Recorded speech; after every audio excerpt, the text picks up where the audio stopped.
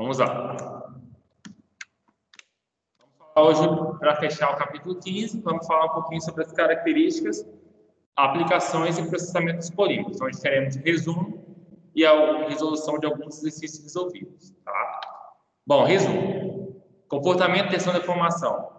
Começou falando sobre o comportamento e tensão da informação. Com base no comportamento e tensão da informação, os polímeros eles se classificam em frágil, plástico e altamente elástico, né? A curva A, que é essa curva roxinha, ela é uma curva de plástico, né? Ou rígido, né? Não, na verdade é o rígido, que é o frágil. Aqui é o plástico e aqui é um polímero que é altamente elástico, que geralmente são os elastoméricos.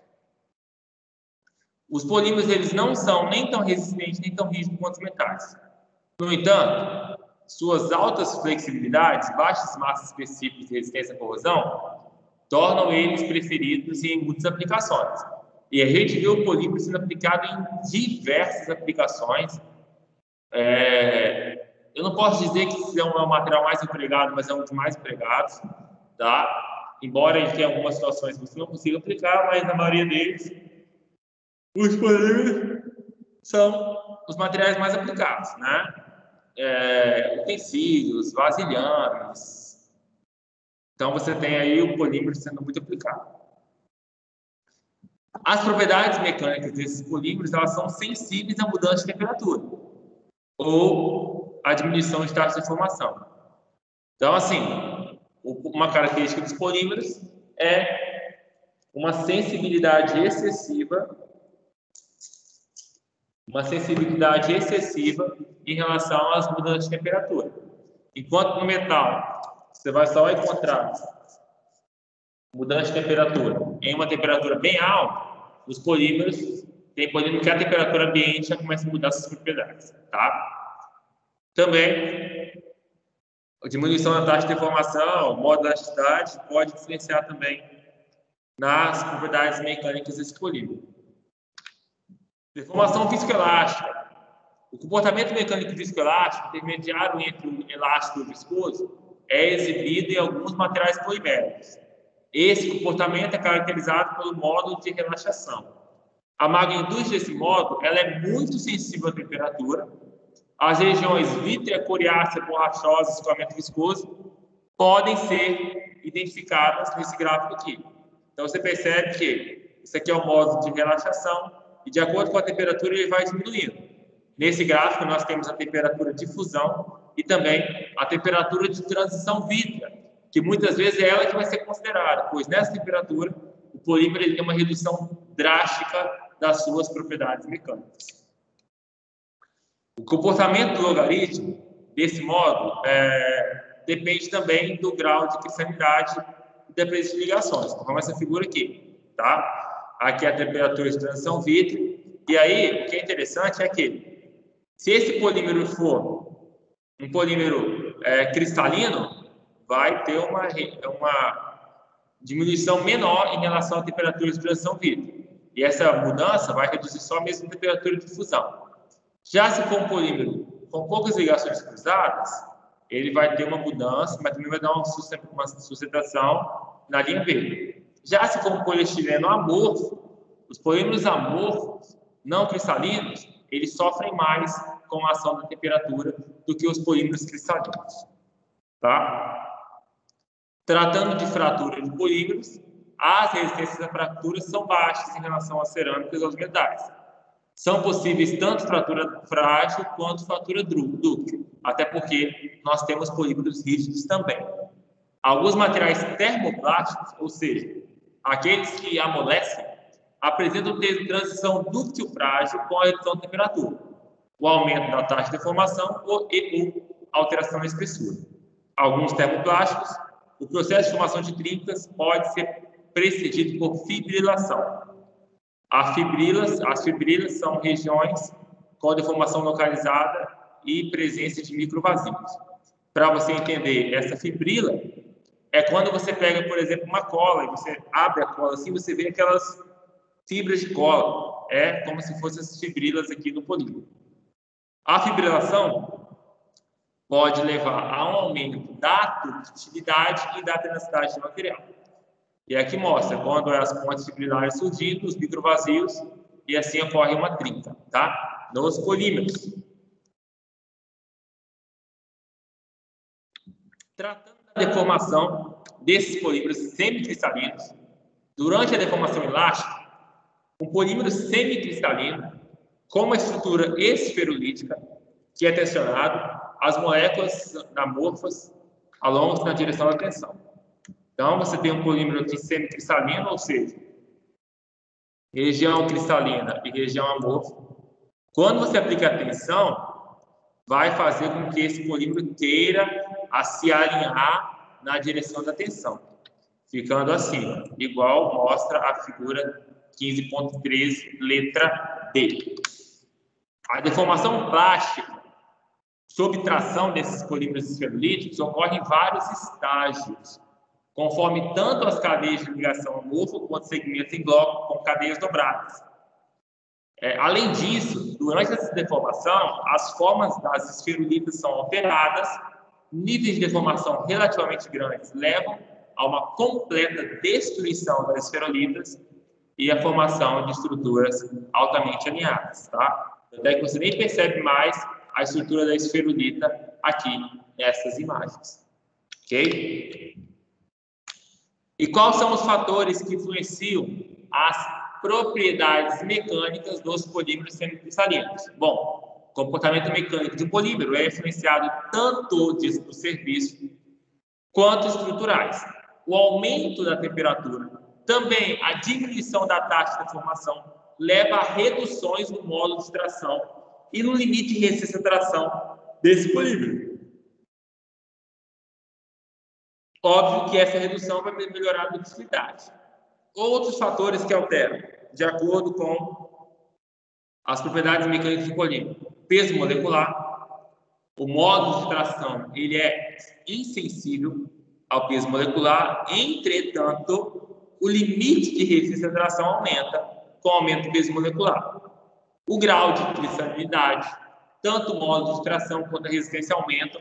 E aí, cara, o grau de cristalinidade ele vai mexer tudo, até porque você tem o peso específico para o polímero amorfo e o peso específico para o polímero cristalino, e você mesmo já aprendeu a calcular o peso específico de acordo com o percentual de cristalinidade e vice-versa. Pré-deformação por estiramento também pode gerar uma resistência maior, pode melhorar algumas propriedades mecânicas desse polímero. E tratamento térmico. O tratamento térmico ele faz com que possa ocorrer a cristalização de algumas partes do polímero. E só por mexer no grau de cristalinidade, já mexe automaticamente com as propriedades mecânicas desse polímero, tá? Bom, em relação aos elastômeros, grandes alongamentos elásticos são possíveis para materiais elastoméricos, que são amorfos e levemente dotados de ligações cruzadas. Essa deformação corresponde ao desdobramento e ao desembaraço das cadeias. Voltando nessa imagem aqui, então a deformação permitida é porque essa cadeia que está embaraçada, ela desembaraça. Então permite aí uma grande deformação nesses polímeros. A formação de ligações cruzadas é obtida durante o processo de vulcanização. Com o aumento das ligações cruzadas, demora um pouquinho o módulo de elasticidade e também o limite de extração desse elastômero. Muitos dos elastômeros são copolímeros, enquanto os elastômeros à base de silicone são, na realidade, materiais inorgânicos. Sobre cristalização, durante a cristalização de um polímero, as moléculas com orientação aleatória na fase líquida transformam-se em cristálitos com cadeias dobradas que apresentam estruturas moleculares ordenadas e alinhadas. E aí o que acontece? Lembrando sempre que cristalização é quando você tem uma organização, um alinhamento, né, da sua estrutura molecular. E aí a cristalização é quando você pega uma coisa que estava bagunçada e deixa ela organizadinha. Fusão, né? A fusão das regiões cristalinas do polímero corresponde à transformação de um material sólido com uma estrutura ordenada de cadeias moleculares alinhadas a um líquido viscoso, na qual a estrutura é altamente aleatória. E aí é bem interessante a gente lembrar que quando a gente fala de materiais amorfos, não cristalinos, praticamente a gente vê ele como um líquido com viscosidade muito alta. Assim como a gente entende o vidro, a gente vai entender alguns polímeros que são amorfos nesse caso, tá? É porque o vidro, ele não é cristalino, ele é amorfo, apesar que ele encaixa como cerâmico. O polímero amorfo, ele vai ter, é como se ele tivesse uma viscosidade muito alta que reduzisse com a temperatura, assim como ocorre no vidro. Falando de viscosidade alta, precisamos falar de transição vítrea. A transição vítrea ela ocorre nas regiões amorfas dos polímeros. Como eu disse para você, né, dos gráficos anteriores, os polímeros cristalinos, eles, de fato, eles vão ter um amolecimento gradual, um aumento de temperatura, mas a redução brusca das propriedades mecânicas desse polímero só acontece próximo à temperatura de fusão. Já um polímero amorfo, tira a máscara que não tem ninguém na sala, se ninguém. Já um polímero amorfo, essa mudança nas propriedades mecânicas, elas não ocorrem somente na temperatura de fusão. Elas ocorrem na temperatura chamada temperatura de transição vítrea, tá? E aí, no resfriamento, esse fenômeno corresponde a uma transformação gradual de um líquido em um material borrachoso e, por fim, um sólido rígido. No inverso, é a mesma coisa. No material sólido, rígido, vira um material borrachoso e, por fim, um material líquido. Tá? Bom, sobre as temperaturas de fusão e as temperaturas de transição vítrea, é o seguinte.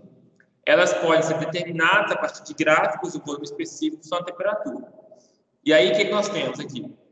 Aí você tem um gráfico que liga o volume específico com a transição, com a temperatura. E aí você percebe que, num sólido cristalino, o aumento do volume específico, ele é linear em relação à temperatura. E isso não muda na temperatura de transição vítrea. Já um vidro, ou seja, um material totalmente amorfo, quando você atinge a transição vítrea, a temperatura de transição vítrea, essas propriedades sobem de maneira exponencial.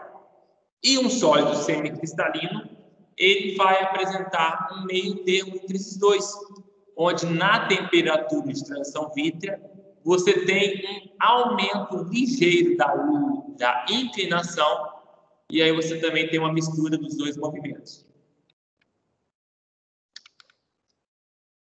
E aí, como eu falei, algumas vezes citei, esses parâmetros são importantes em relação à faixa de temperaturas ao longo da qual o polímero pode ser usado ou processado, tá?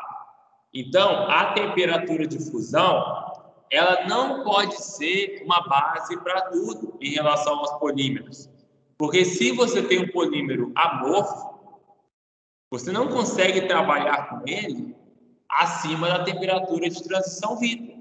Então, a temperatura de transição vítrea vai ser o seu limitador. Já se você estiver tratando com um polímero que seja cristalino, só a temperatura de fusão que vai ser esse fator determinante para você. Bom, sobre os fatores que podem influenciar essas temperaturas. Essas temperaturas aumentam com o aumento da rigidez da cadeia. A rigidez pode ser aumentada pela presença de ligações duplas e de grupos laterais. Como eu disse, a rigidez de uma cadeia polimérica, ela vai aumentar com as ligações duplas, por quê? Duas ligações você não consegue mais com facilidade rotacionar o átomo. Uma só, ele rotaciona com facilidade.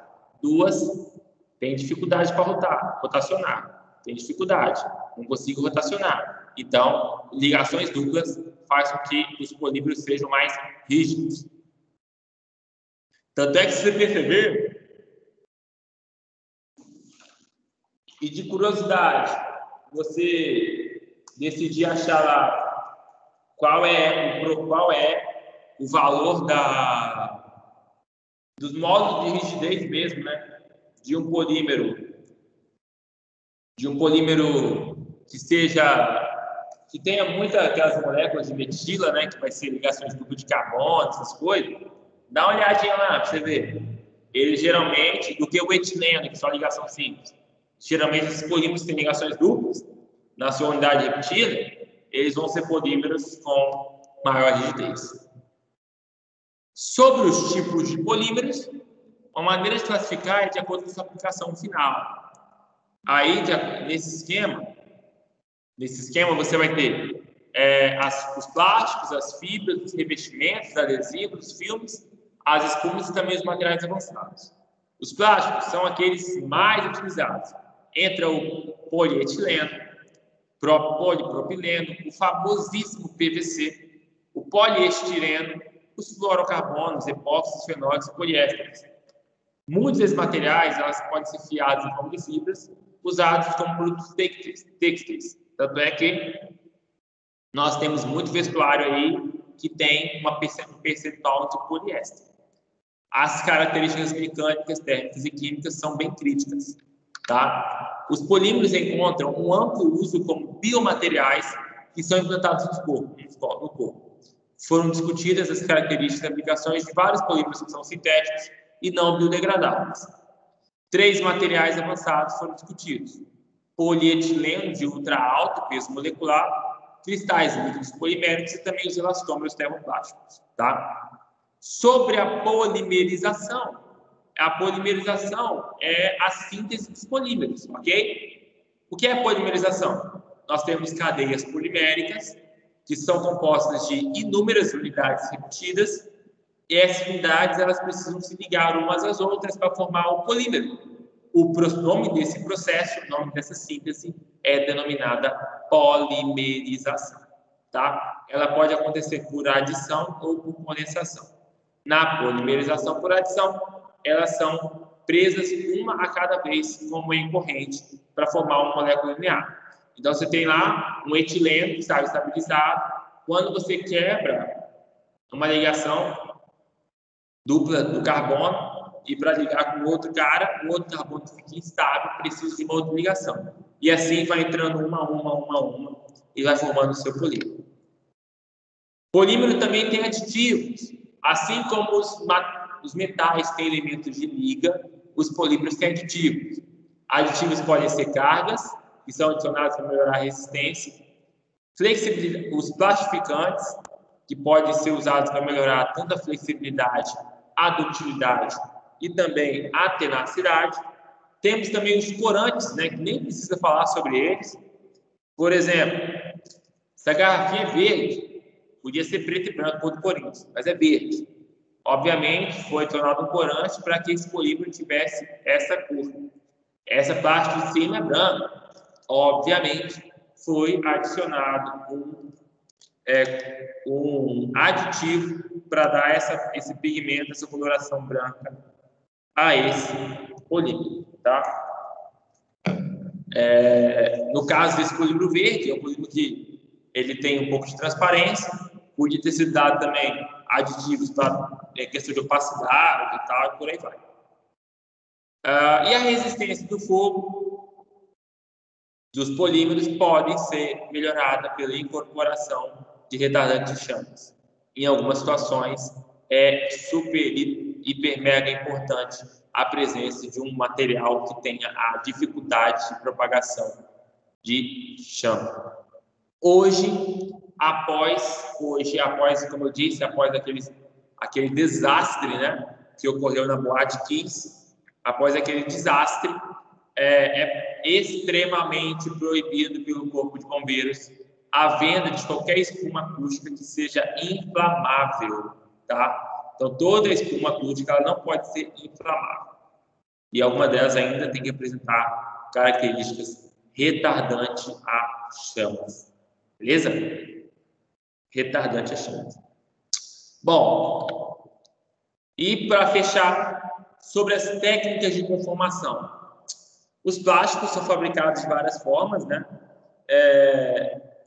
Você tem, usando meio de várias técnicas, como, por exemplo, a compressão, transferência, injeção e sopro.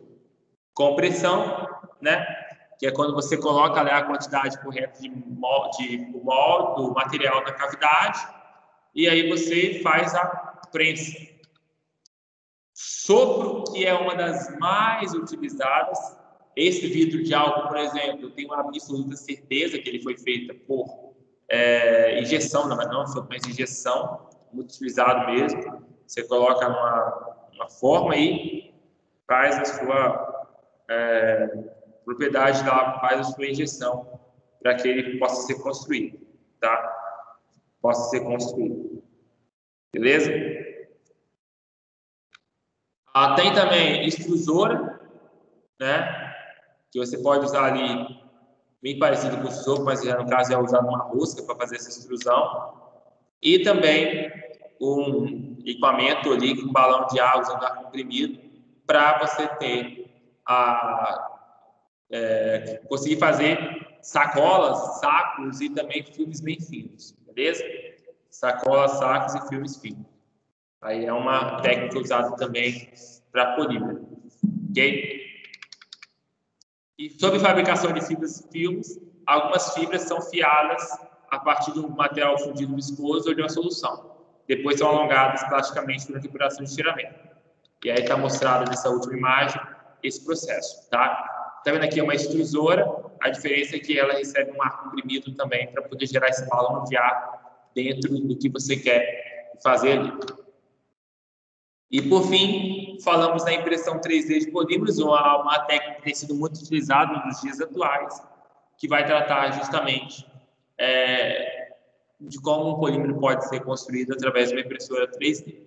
E aí que acontece de várias maneiras, como modelagem por deposição de material fundido, também por meio de estereolitografia, impressão POI-JET e produção contínua em interface líquida. Que posso até procurar saber depois, entrar em contato com o IFES tem uma máquina e ver com eles qual é o tipo dos 4 processos, qual é o tipo usado na máquina que tem no IFES. Eu acho que é o primeiro, que é modelagem por deposição de material fundido.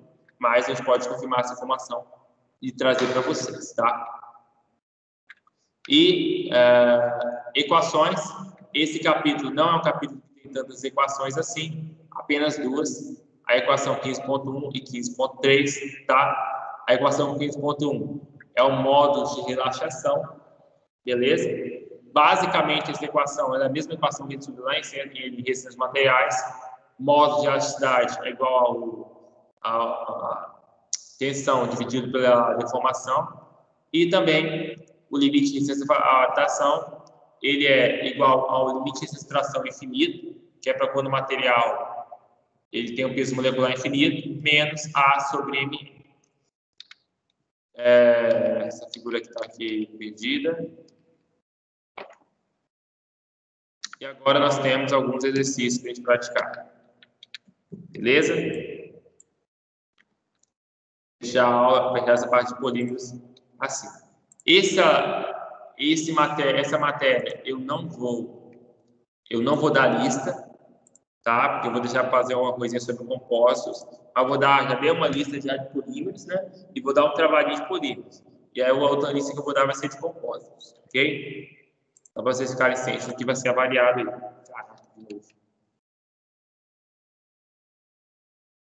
Beleza?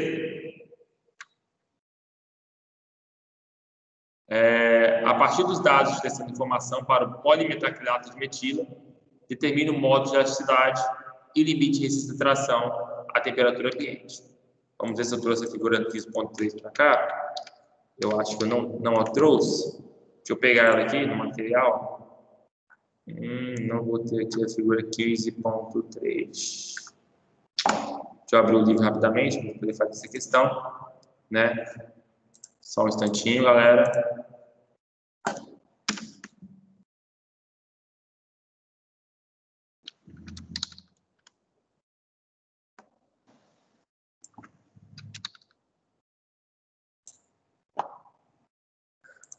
Portal DLI, biblioteca virtual.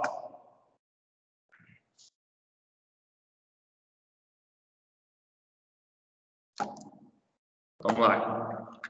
Ele pergunta ali qual é o...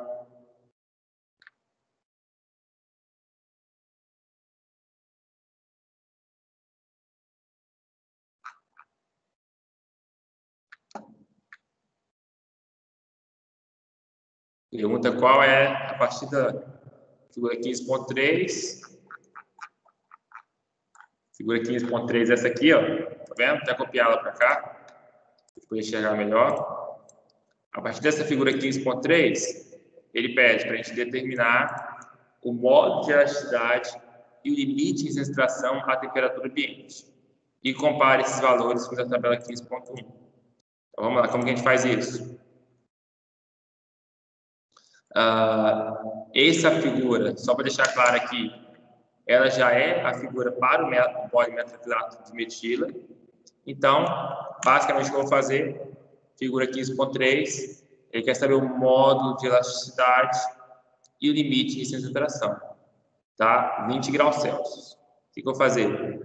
20 graus Celsius, beleza? Tá aqui, ó, 20 graus Celsius, essa linha que eu vou ter que trabalhar, Então, como eu faço para determinar o modo de elasticidade? É só eu pegar um valor aqui, ó, tá vendo?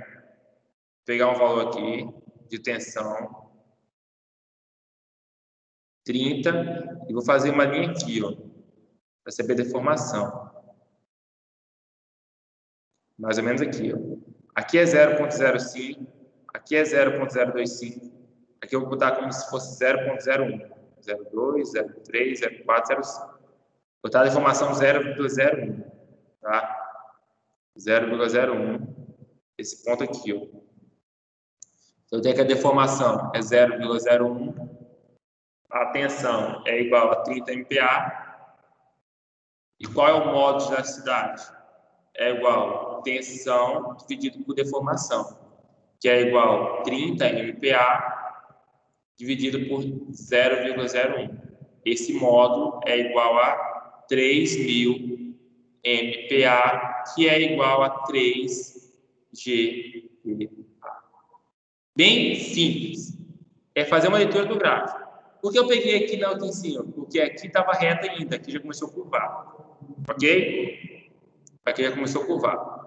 E qual é o limite de resistência à tração? Bom, o limite é você basicamente ler esse valor, né? É basicamente você ler esse valor aqui, ó, na tabela, tá vendo? Vou pegar aqui, ó, que é onde rompeu.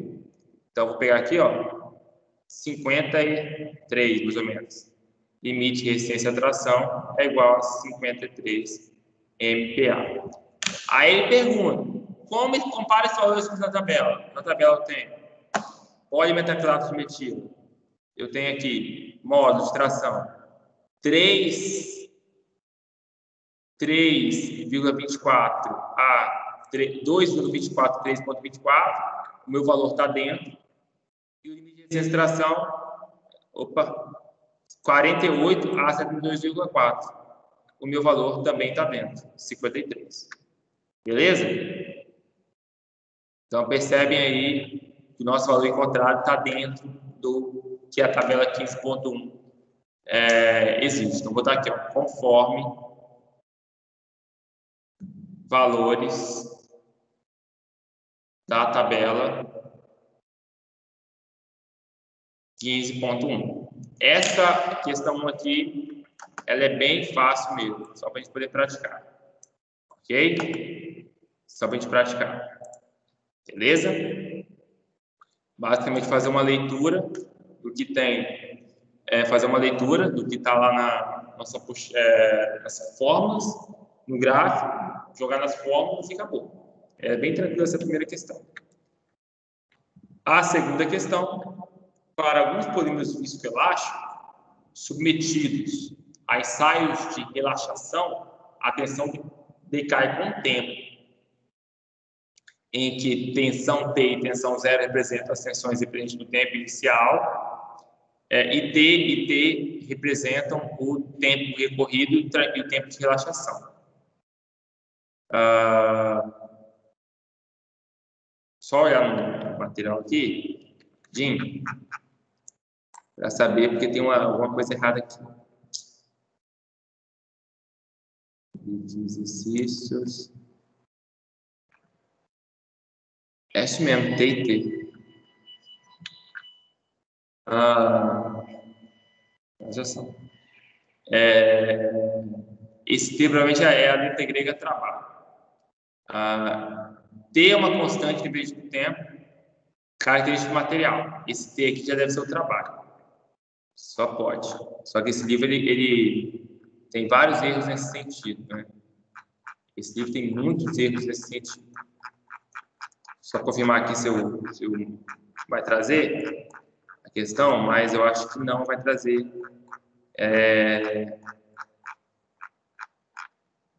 Isso é um erro de corretor ortográfico, tá, gente? Acontece muito nesses livros. Não tá falando nada não. Enfim.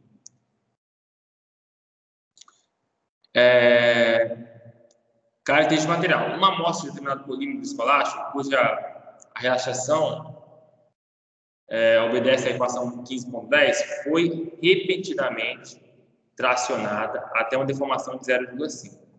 A atenção necessária para medir essa deformação foi medida em função do tempo. Determine o valor E10 para esse material se o nível de tensão inicial era 3,5 MPa e caiu para 0,5 MPa após 30 segundos. O que a gente vai fazer?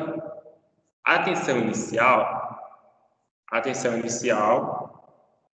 tensão 0, é igual a 3,5 MPa. A tensão final, tensão quando o tempo era 30 segundos, é igual a 0,5 MPa. O tempo é igual a 30, beleza? O tempo é igual a 30. Só tem que determinar esse trabalho, o que é. Isso é uma constante que não depende do tempo, que é característica do material. Deixa eu ver como faz para determinar isso.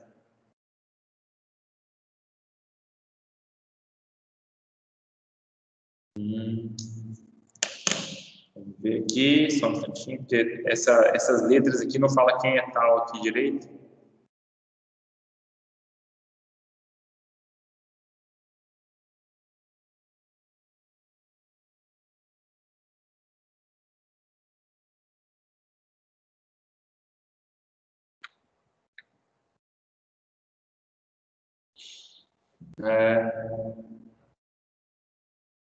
Tempo decorrido e tempo de relaxação.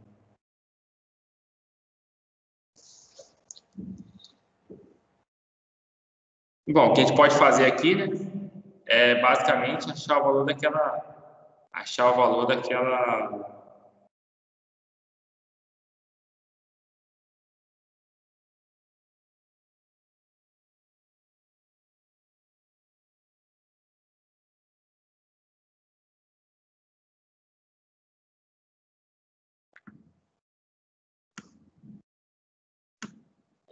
vamos calcular o valor dessa constante.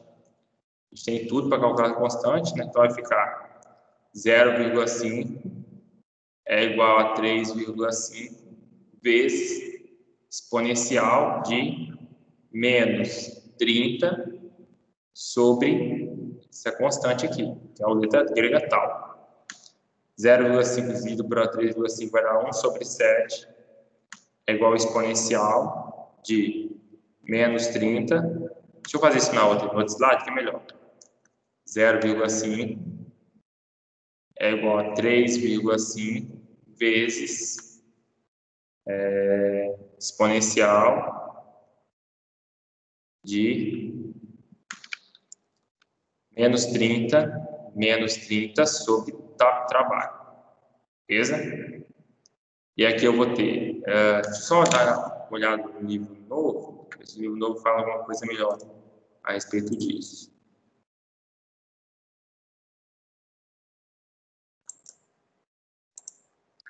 O livro novo talvez tenha. Apesar que eu não achei no livro novo os exercícios.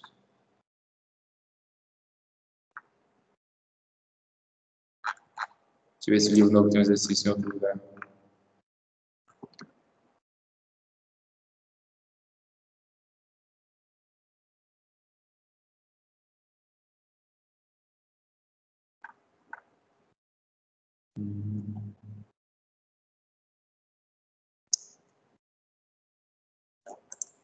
Aqui.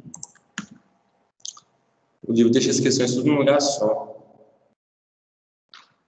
Ah, é. Aqui no livro está consertado, tá vendo? Vou pegar essa do livro, então, já que a do livro acertou. Enquanto aqui está errado, o livro está correto. Então, vou pegar do livro novo. O livro novo vai nos trazer a informação mais coesa, né? Certinho.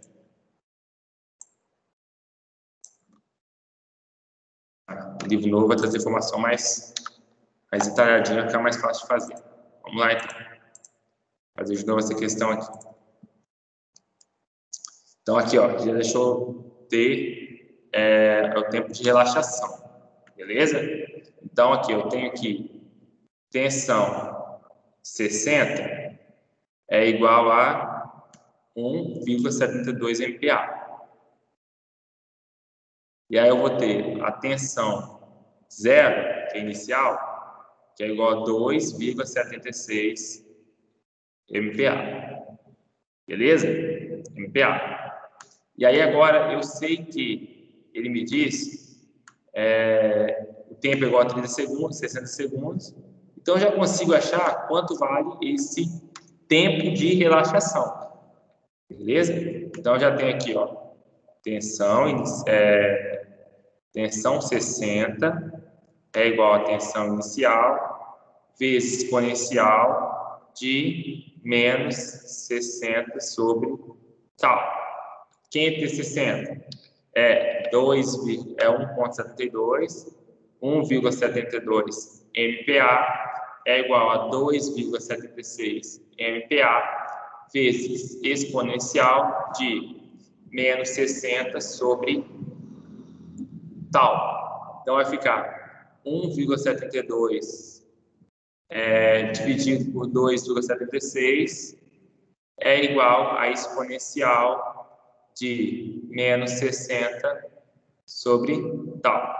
Aplico ln nos dois lados, assumir que o exponencial vai ficar ln de 1,72 sobre 2,67 é igual a menos 60 sobre tal.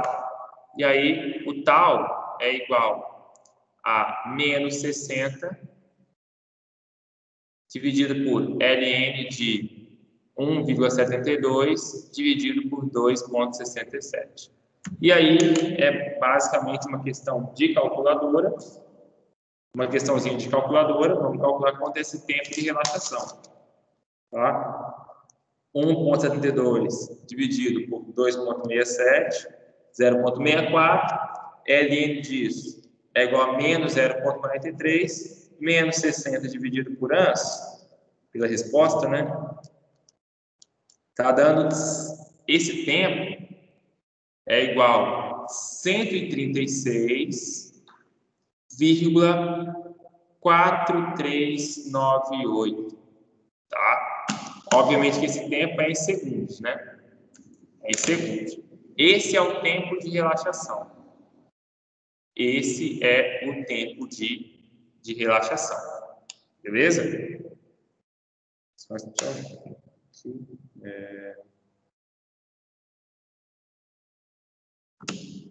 E aí agora, uma amostra, ele tem uma relaxação de tensão, obedece à equação 15.10.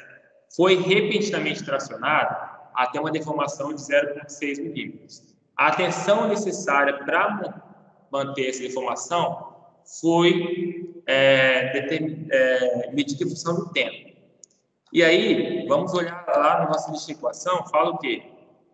Que o modo de relaxação em função do tempo é igual a esse tempo, essa função do tempo, sobre E0. Então, se ele quer saber o módulo 10, eu tenho que achar primeiro quanto vale tensão 10, que vai ser igual à tensão inicial, que é 2,76 MPa, vezes exponencial de quem? Menos 10,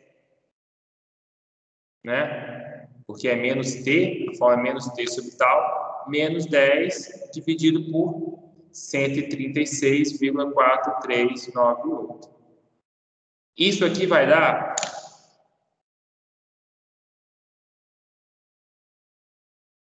Deixa eu subir aqui.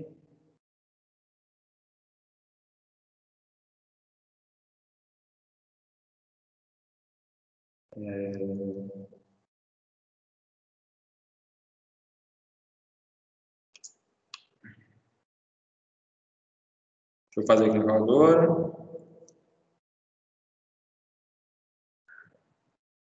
Tá dando 2,76 MPa vezes isso aqui tudo já está dando 0,9293. Então, essa tensão 10, ela vale quanto?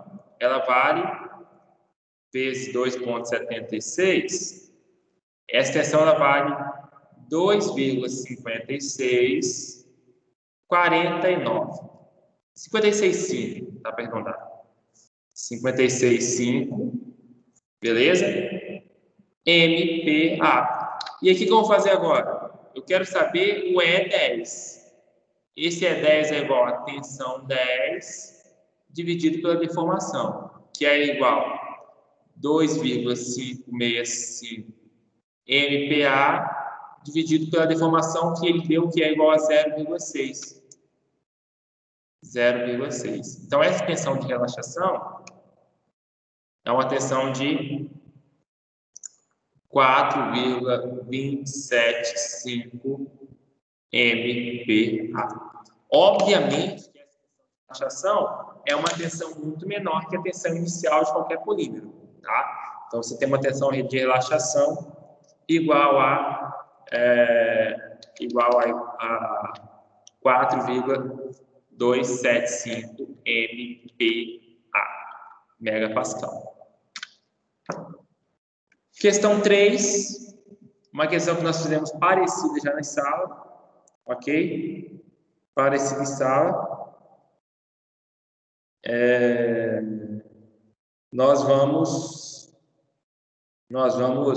calcular o peso molecular numérico médio necessário para produzir um limite de extração de 140 MPa.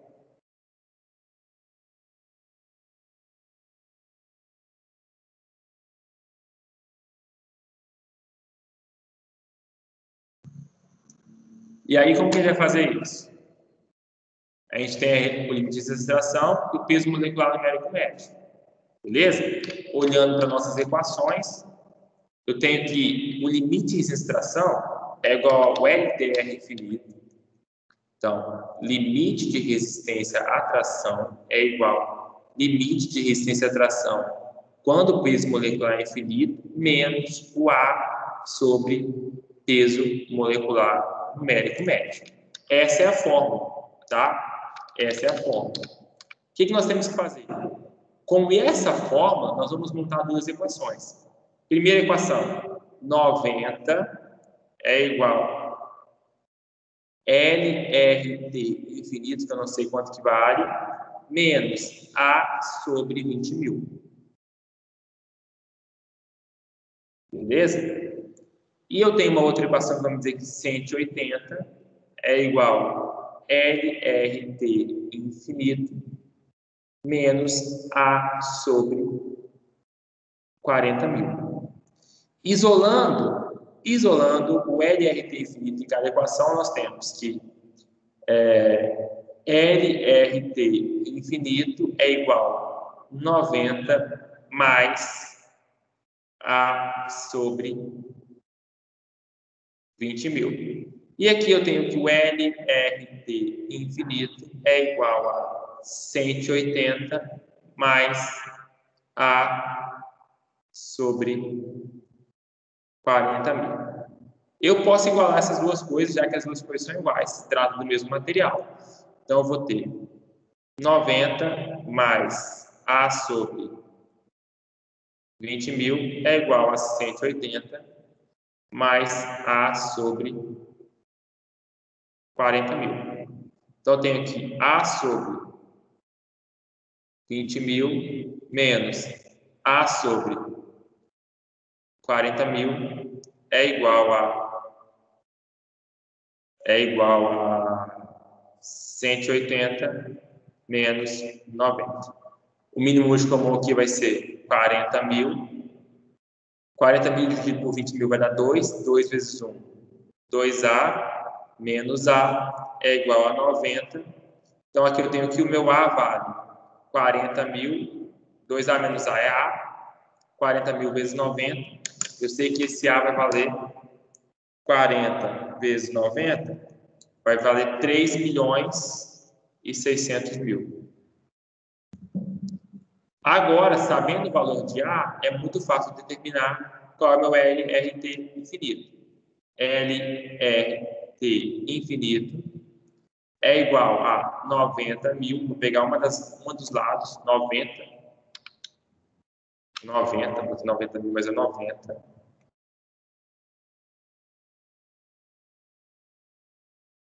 90 menos A sobre 20 mil. LRT infinito é igual a 90 menos 3 milhões e 600 mil dividido por 20 mil.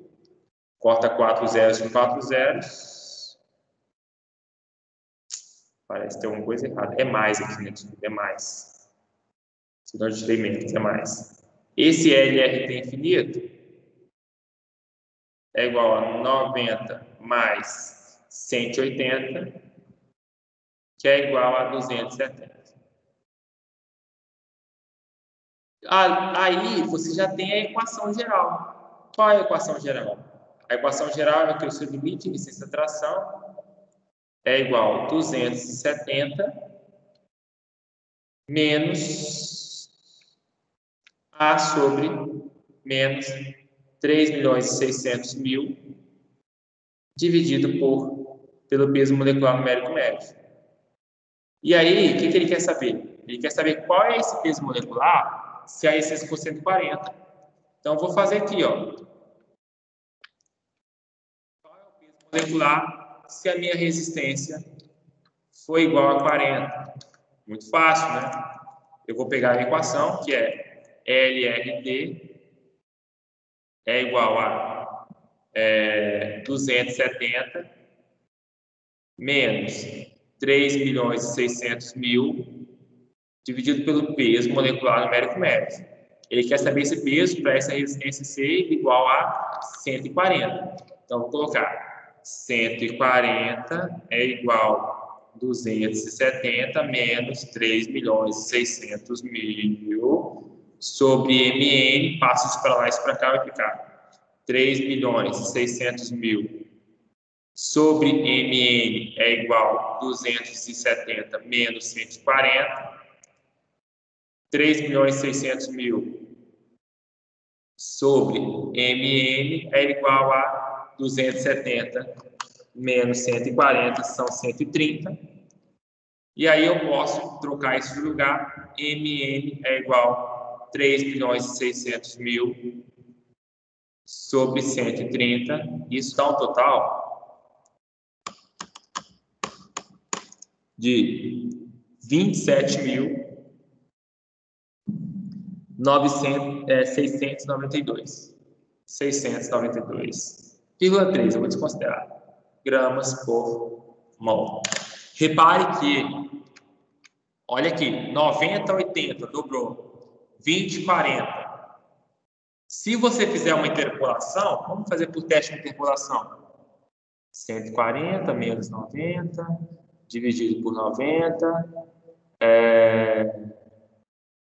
vezes 20 mil, mais 20 mil. Se você fizesse uma interpolação, daria 31 mil esse peso molecular numérico médio. Interpolando, igual a gente faz esse termodinâmico, só qual o valor que deu? Deu 27 mil. Por quê? Essa função ela não é linear. Então, não adianta querer interpolar. Você precisa, de fato, achar o valor de LRT infinito e o valor de A para poder definir qual é o valor da sua nova resistência de tração ou também do seu novo peso molecular numérico médio, se fosse o caso. Ok? E por hoje é só. Terminamos o conteúdo assim de polímeros. Na segunda-feira eu proponho o trabalho, tá? Eu posso até postar alguma coisa entre hoje e amanhã também. Aí na segunda-feira a gente pode entrar já na parte de compósitos, ok?